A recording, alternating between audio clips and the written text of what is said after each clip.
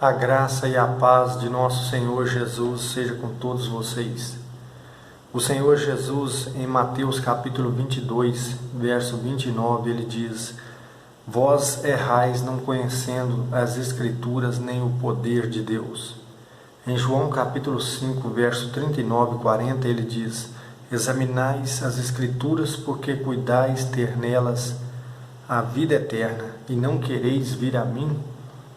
E o apóstolo Paulo, em 1 Coríntios capítulo 15, ele diz: Irmãos, eu notifico o evangelho que vos tenho anunciado.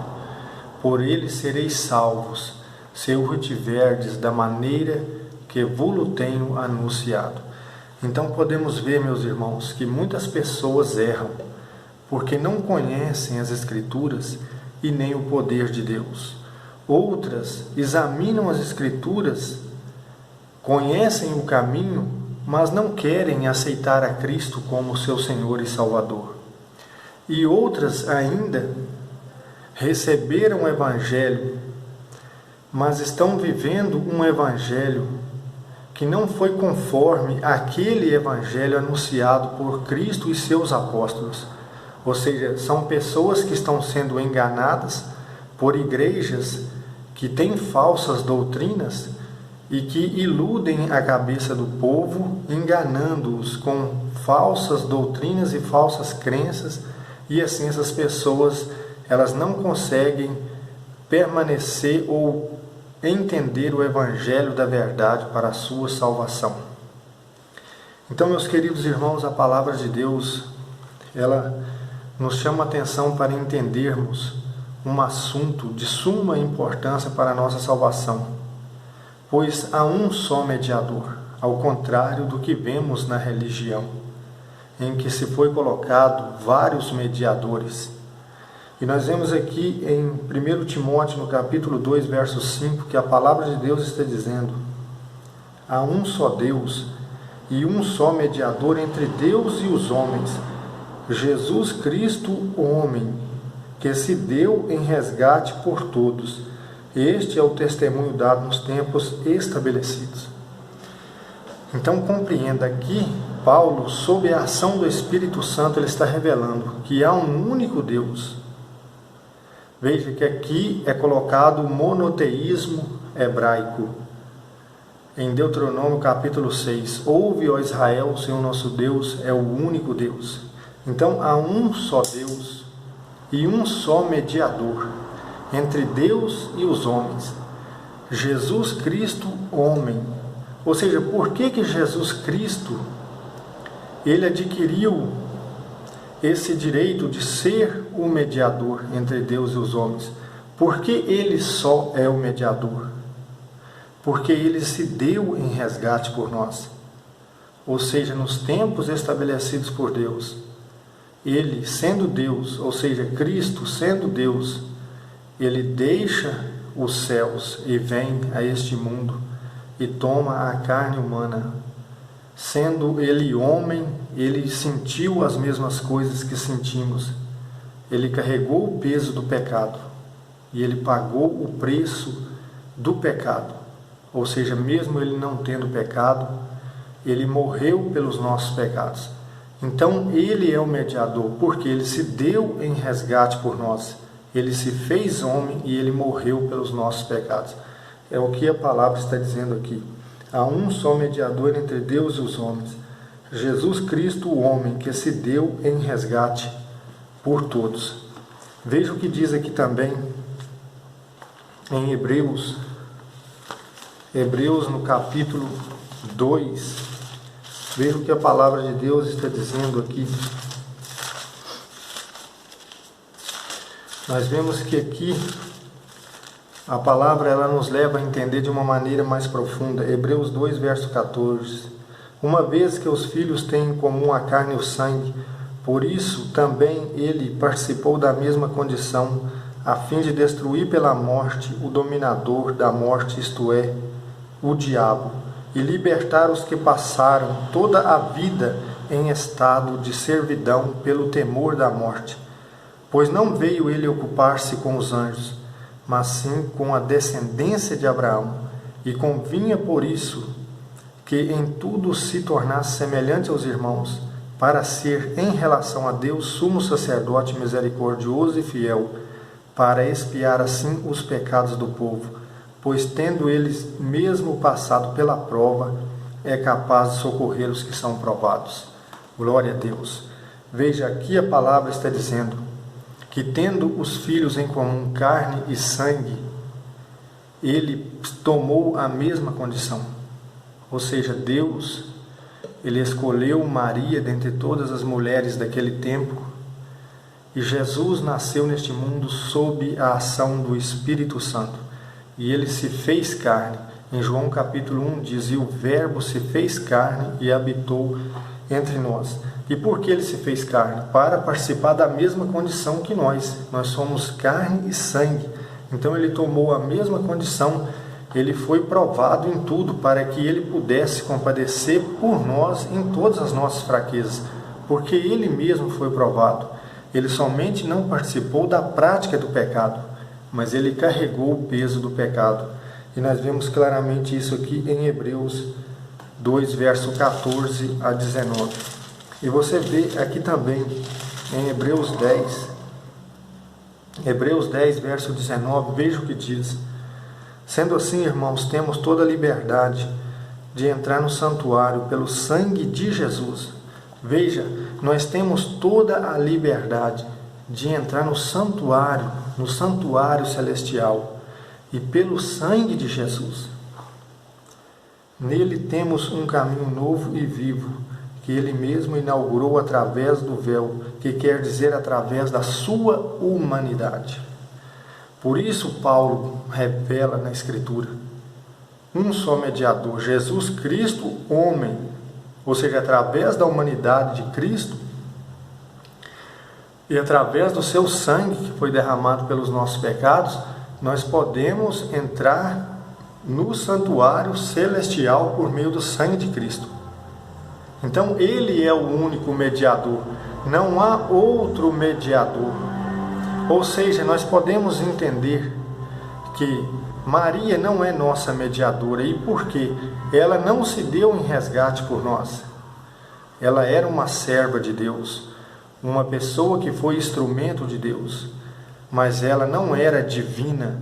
Ou seja, Jesus, existindo antes da eternidade, ele se despiu da sua glória, veio a este mundo através do poder do Espírito Santo.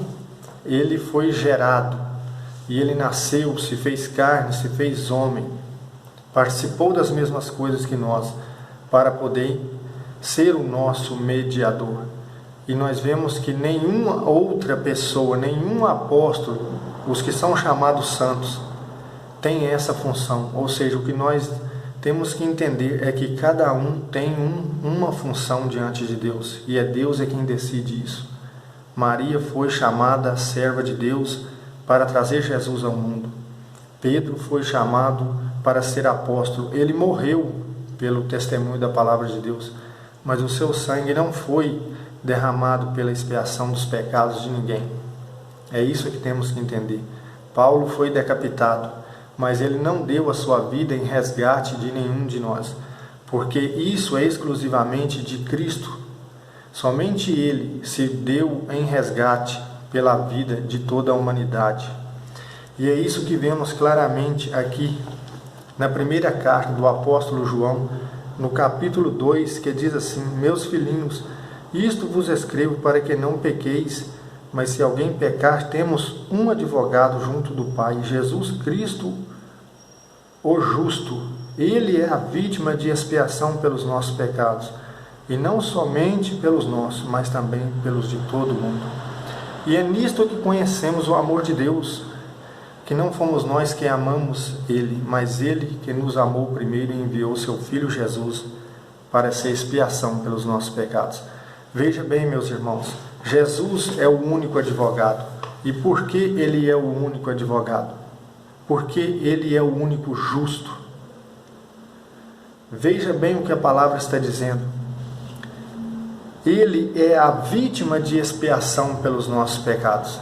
Então, Maria, Pedro, Tiago, João, eu, você, por mais que tenhamos um exemplo sublime de fé, de testemunho. Por mais que nós venhamos dar a nossa vida pelo Evangelho, por mais que o nosso sangue seja derramado pelo testemunho da palavra de Deus, nenhum deles, nem nós, será vítima de expiação pelos pecados. Porque na lei, o animal, o cordeiro, o bode, o novilho, entre os animais ali que eram oferecidos como vítimas pelo pecado, eles eram uma figura de Cristo. Então, aquela vítima, aquele animal morria pelo pecado daquela pessoa que transgrediu o mandamento, e para se reconciliar com Deus, ela oferecia aquele sacrifício de expiação. Então, Cristo, ele vem como vítima de expiação pelos nossos pecados. Em 2 Coríntios capítulo 5, verso 14 a 16 diz: aquele que não conheceu o pecado, Deus fez dele vítima pelos nossos pecados, para que nele fôssemos feitos justiça de Deus. Então nós vemos aqui, por que Jesus é o nosso advogado? Porque ele é a vítima de expiação pelos nossos pecados. Por isso ele é nosso advogado. Veja muito bem, a palavra de Deus não deixa dúvidas, ela não se contradiz. E algo também que quero chamar a sua atenção é que muitas das vezes vemos por aí muitos dizerem que Maria pisou na cabeça da serpente, e eu vejo que não é isso que a Bíblia diz. Ou seja, eu tenho um carinho muito grande por Maria, vejo como foi maravilhoso o chamado de Deus na vida daquela mulher, o quanto ela sofreu pelo testemunho que ela deu, ou seja, ela viu tudo, ela sofreu calada, porque ela viu que tudo era um projeto de Deus. E ela mesmo diz em Lucas 2, verso 42 em diante, ela diz: a minha alma engrandece em Deus meu Salvador, porque Ele olhou para a humilhação da sua serva. Ou seja, ela reconhecia que Deus era o Salvador dela, e ela reconhecia que ela era humilhada pela condição do pecado, porque todo ser humano, por mais que seja piedoso, ele ainda é um pecador pelo fato de ser gerado no pecado, naquele pecado que foi cometido por Adão e Eva. Então nós vemos aqui em Gênesis, no capítulo 3, no verso 15, veja o que está escrito aqui, um pronto evangelho já nos primeiros capítulos da Bíblia. Gênesis 3, verso 15, veja o que diz: e disse o Senhor: porém inimizade entre ti e a mulher, entre o descendente da mulher e o descendente da serpente, e o descendente da mulher esmagará a cabeça da serpente, e ela lhe ferirá o calcanhar. Veja bem, o que Deus está dizendo aqui? Deus diz aqui, logo após a sedução e a transgressão, Deus amaldiçoa a serpente, que aqui é uma figura de Satanás, e Deus diz: eu vou colocar inimizade entre os descendentes da serpente, que são os filhos da transgressão, ou seja, todas as pessoas que são seduzidas e caem na tentação e violam os mandamentos de Deus, violam a palavra de Deus, eles são chamados filhos da perdição, filhos da serpente. Então aqui Deus fala: e colocarei inimizade entre o descendente da mulher e o descendente da serpente. E será que quando a serpente feriu o calcanhar do descendente da mulher, este lhe esmagará a cabeça? E quando que é que isso se cumpriu? Quando Cristo foi humilhado e morto na cruz, ali se revela esta palavra: a serpente feriu o seu calcanhar, mas quando ele ressuscita ao terceiro dia, ele esmaga a cabeça da serpente. Então veja que aqui em Gênesis já havia um pronto evangelho, e a palavra de Deus revelava que seria o descendente da mulher que esmagaria a cabeça da serpente, e não a mulher. Então nós vemos hoje uma inversão de valores, uma inversão de papéis. Nós temos que respeitar as pessoas que foram chamadas santas, porque santo no hebraico é separado. Na visão ocidental, quando se fala de santo, já vem logo à mente a imagem, o ícone religioso, a foto, mas na visão oriental do povo de Deus, o povo judeu daquele tempo, esta palavra santo significa separado. Então nós temos que entender que Maria é santa, porque ela foi separada, que Pedro, Tiago, João, Paulo são santos porque foram separados para Deus, tiveram uma vida separada para Deus.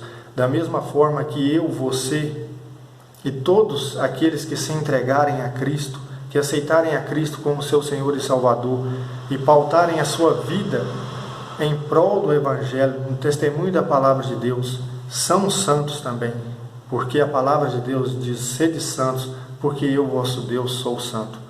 Então nós temos que entender a fundo o que a Escritura está dizendo e não cair na contradição e na enganação da religião, que muitas das vezes não coopera para o reino de Deus, mas sim ilude as pessoas e engana, para que as pessoas pereçam procurando a verdade e não a encontrem. Então, meu querido, fique com essa palavra e entenda que Deus, Ele quer a nossa salvação e só depende de você. Você precisa tomar uma decisão e abandonar esses dogmas e tradições, porque a palavra de Deus é a única verdade. Não existe tradição alguma que é superior ou igual à Bíblia. Aqui está a única tradição verdadeira, a única palavra verdadeira que foi transmitida do próprio Deus para os seus profetas, para os seus apóstolos, e homens cheios do Espírito Santo escreveram essas sagradas escrituras que foi ajuntado nesse livro chamado Bíblia. Então, meu querido, ponha isso no seu coração e tome uma decisão e abandone essas crenças que não te levarão a lugar algum. E que Deus te abençoe, em nome de Jesus.